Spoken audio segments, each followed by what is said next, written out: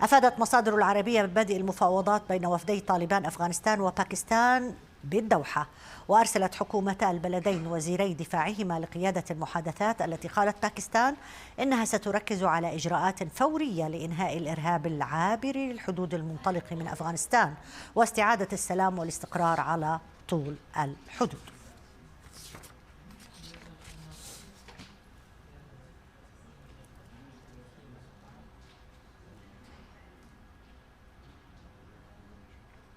بهذا انتهى هذا الموجز، وندعوكم مشاهدينا لمتابعة هذه المقابلة الخاصة التي أجراها فريق العربية إنجليش مع رئيس الوزراء البريطاني الأسبق بوريس جونسون. ملفات كثيرة تم التطرق لها، أبرزها اتفاق السلام في غزة وأيضا الدور القيادي لكير ستارمر في بريطانيا. نتابع معكم. Hi, I'm Michal Prendergast for العربية English, here in London for a special interview with former UK Prime Minister Boris Johnson. We discuss the Israel-Gaza peace deal, President Trump's role in proceedings. We also talk about Keir Starmer's leadership in the UK, the rise of reform and Nigel Farage, and whether Boris sees a return to frontline politics in the future. Mr. Johnson, thanks so much for your time. I'd like to start off with the news story that has dominated the world over the past 2 years, and that's the war between Israel and Hamas in Gaza. Trump has said the war is over. What is your assessment of Trump's role in the conflict? It's an astonishing piece of good news. And today, as we're talking, Michal, I think the hostages are coming out or have come out. I don't know how many are out now, but last time I looked, I think about 14 of them, of the remaining 20, were out. And I think it must be a moment of great joy and relief for people in Israel, but also for people in Gaza, because it means an end to the horrifying bombardments. It means we're on the road to peace. And this is a very unfashionable thing to say in London or in Europe or wherever in liberal circles, but I really pay credit to Donald Trump. I give him credit. I think he has worked unbelievably hard. He's exerted American pressure obviously on Hamas, because he said to them, look, if you don't sign this thing, you're going to get wiped out. But also he's put the hard word on Bibi Netanyahu. And, because it wasn't easy for Netanyahu, because he's got these guys in his coalition, the ultra right-wing nationalists, who don't support the agreement. But Netanyahu has had the courage to go ahead and do a deal anyway. So it's a very, very hopeful moment. It's not the end of the story, of course not. It's the beginning. It's the beginning of what will be a tortuous process, and there's lots of difficult points that need to be agreed. And the most difficult, Hamas need to come to the understanding that really and truly it's over for them as an armed group. It's over for them in the government of Gaza, but they get an amnesty, they get peace. They're not going to be pursued. They're not going to be killed. That's it. They're able to live out their lives. And Israel needs to understand, and the government of Israel needs to understand that this is the beginning of a process that must give the Palestinians some ability to decide how to run their own lives. A Hamas official has recently thanked Donald Trump for his role, but they have downplayed the role of Tony Blair, saying he's not welcome. What is your take on that assessment? I understand that Hamas don't want a role for Tony in the government of Gaza, in the Peace Council. I think it's called the Council for Peace in Gaza. I've seen that. Look, I think that that's not the end of the world. Tony Blair's a grown-up. He's actually, I think, to be fair, he has worked very hard on this deal, and he should get a lot of praise for helping to put it together, Tony Blair. I don't think it's the end of the world if he's not there in the Peace Council, but there needs to be some body, right? There needs to be some structure that can help deliver confidence to people in Gaza that it's going to be a stable, secure environment where they can bring up their kids, they can have homes, there'll be job opportunities. There needs to be some sort of governance system that's very positive now about Gaza, and that isn't Hamas. And so you need something. Obviously, there's been an enormous amount of speculation online around the Nobel Peace Prize. Do you think that Donald Trump deserves it? I do, and I think that he has applied the force of his personality and the power of his office to move mountains and to get this thing done. You know, I don't know if you've ever met him, but you can see what you see is what you get. The great thing about Donald Trump is his public persona and his real political persona are completely united. They are the same thing. He's very lucky. He speaks from the heart, and it's unmediated by calculation. He just says it, and he's very effective. And he obviously worked to get this thing done, and others as well, Steve Witkoff and Marco Rubio, and I think a lot of people played an important part in this.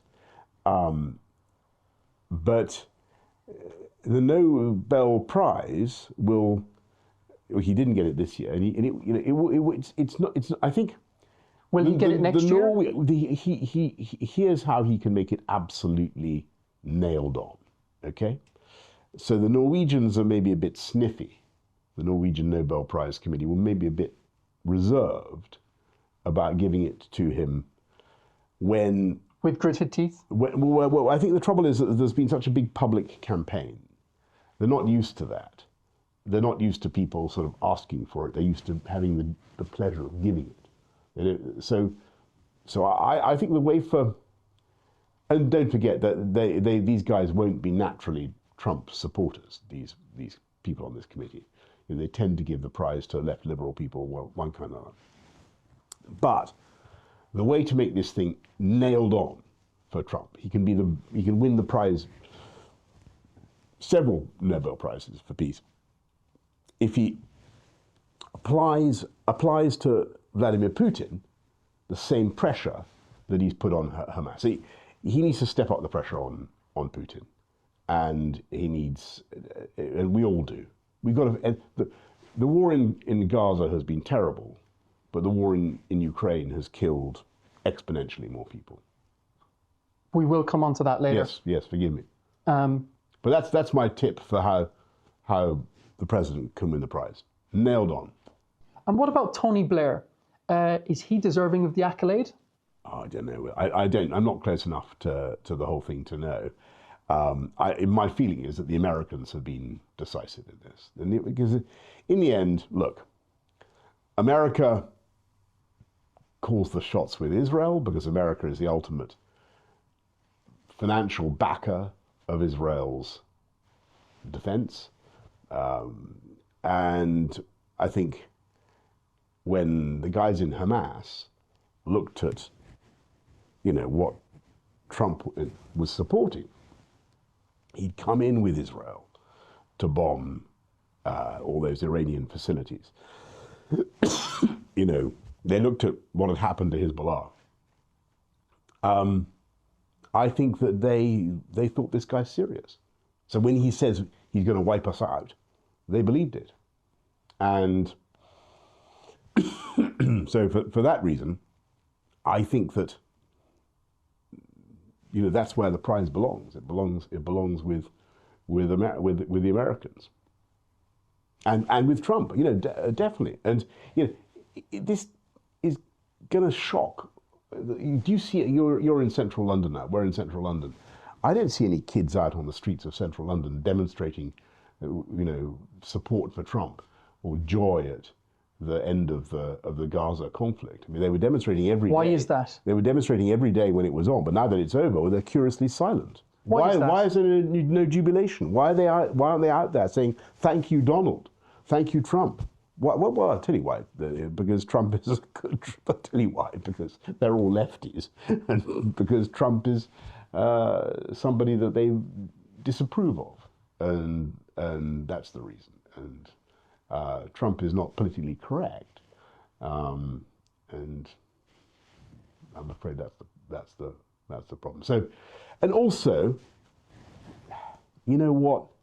It had got to the stage where these demonstrations, and they're still going on against Israel. They're not about Gaza. They're not about the suffering of the Palestinian people, which they should be. They're about hatred of Israel, and they've become partly to do with hatred of Jewish people, and it's been very ugly to watch. Very, very ugly. But now that's over, I hope. The UK under Keir Starmer has recently recognised the state of Palestine. This is a step you chose not to take while in power. What do you think of Keir Starmer's decision? I think it's completely vacuous. I think it's trivial. I think it wouldn't, you know, it made no difference. It didn't give the Palestinians anything worthwhile. It didn't give the people growing up in Gaza anything worthwhile.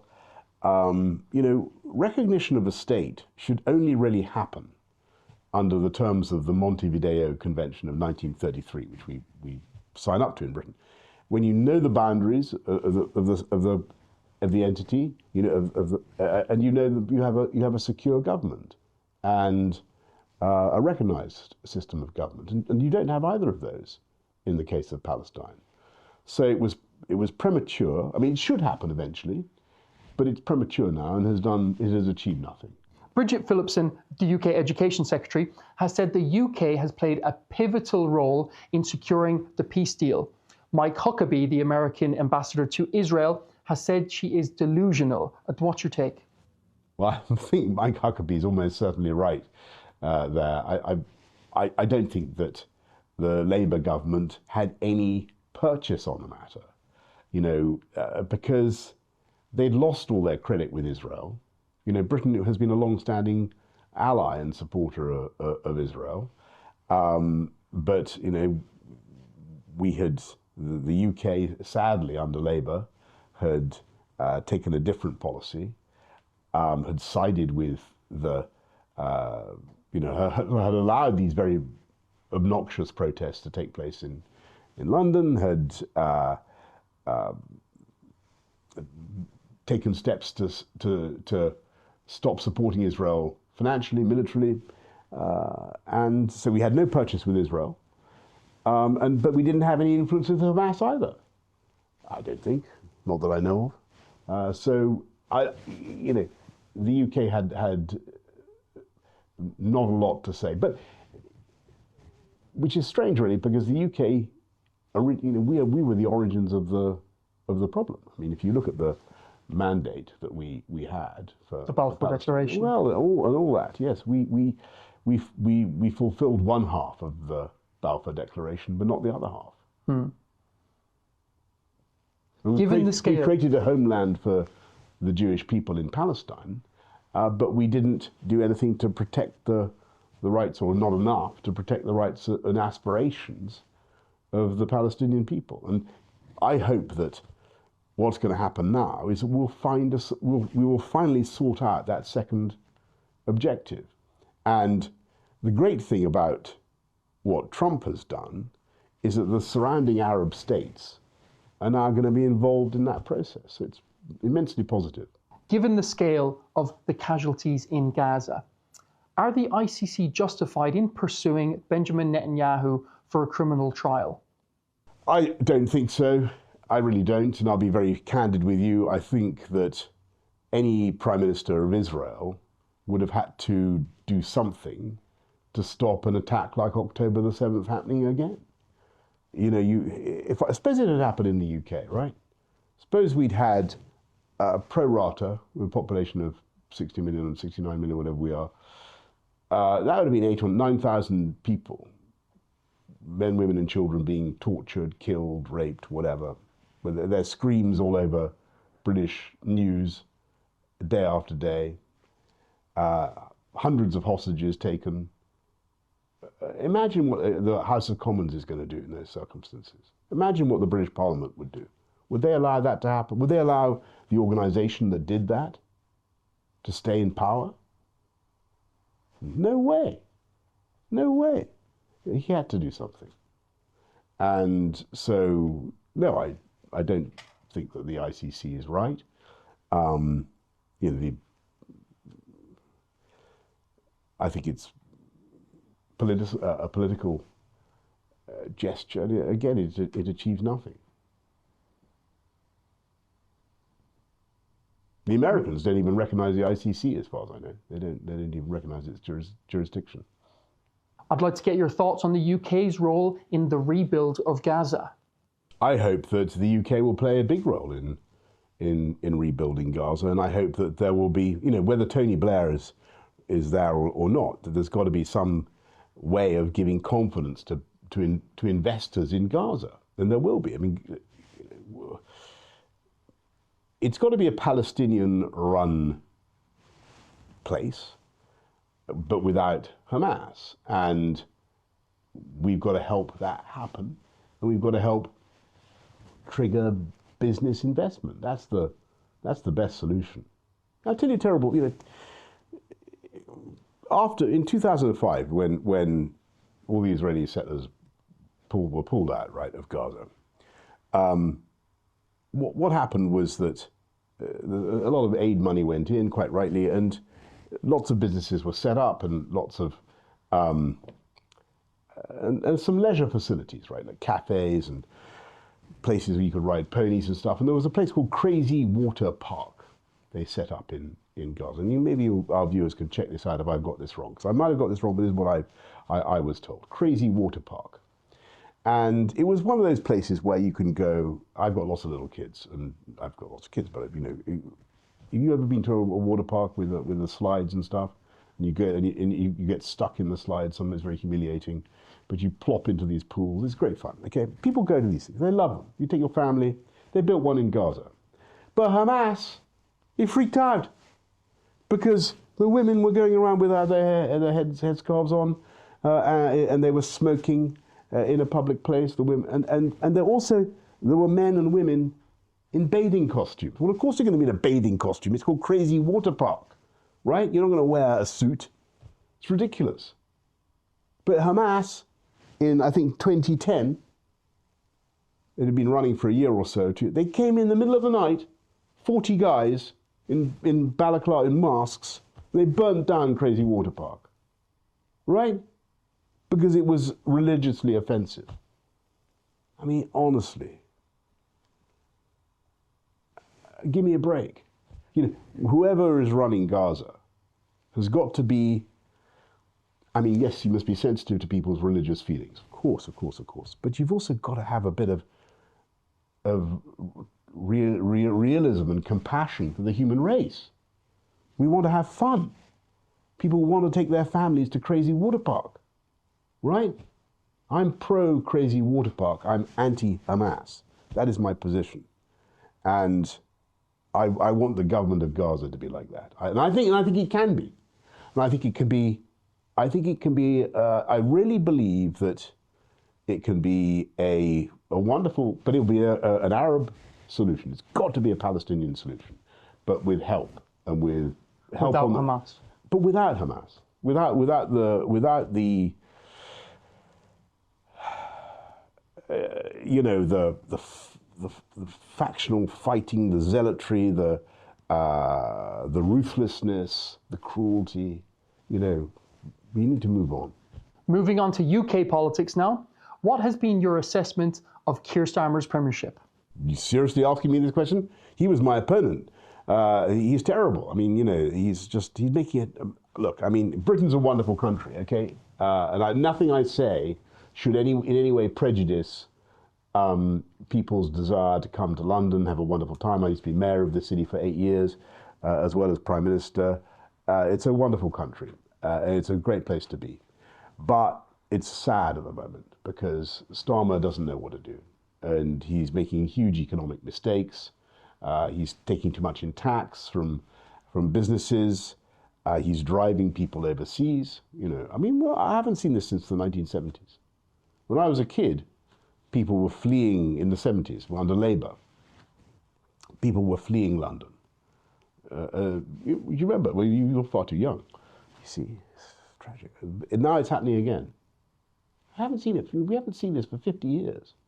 People leaving the country because of a Labour government. And him as a leader. Well, you spent a lot of time at the dispatch box. You argued with him. He's a human bollard. He's just like a. He's a lot. He's. You know what? He pretends to be very much holier than thou. You know, he pretends to be righteous, but he took all these free suits, free spectacles. Imagine that. £8,000 spectacles he took from some Labour donor. It was a scandal. Free shoes, free everything. Ridiculous. And he gets pushed around. So I don't like what's happening with this China stuff. I'm not a Sinophobe, right? China's an amazing country. It's very important. China's a part of our lives. Every country. Saudi Arabia, every country has important business relations with China, and so does the UK. But you don't let China push you around. And then we did this thing, I don't know if you've seen this, but there's a couple of parliamentary researchers were accused of spying. And they've been, the case against them has been dropped. It looks like pressure from China. And we did this, I don't know if you saw it, we did this terrible deal on the Chagos Islands. Did you see this thing? We didn't sell the Chagos Islands, we gave them away, and we spent like £37 billion over the next 40 years or so, whatever long. But it's a huge sum of money to expiate our guilt for having owned them in the first place. It's just mad. Why did we do this? It's completely incomprehensible unless you think that China has been pushing behind the scenes, because China and Mauritius are very close. Do you see China? So China has been, and so it's very weak of Starmer to give in to this kind of pressure. Very, very weak. Do you see China as a real threat to the UK? Well, I think it's very, very important to have a balanced approach. And as I said, China is a massively important economic partner. We sell lots of stuff to China. We have a certain amount of Chinese investment in the UK. That's great. But what you don't want is to be in a position where China calls the shots. No way. And so when it comes to British nuclear power or British 5G mobile telephony or whatever, you can't have China running it. Boris Johnson, thanks so much for your time. Thank you. Thank you.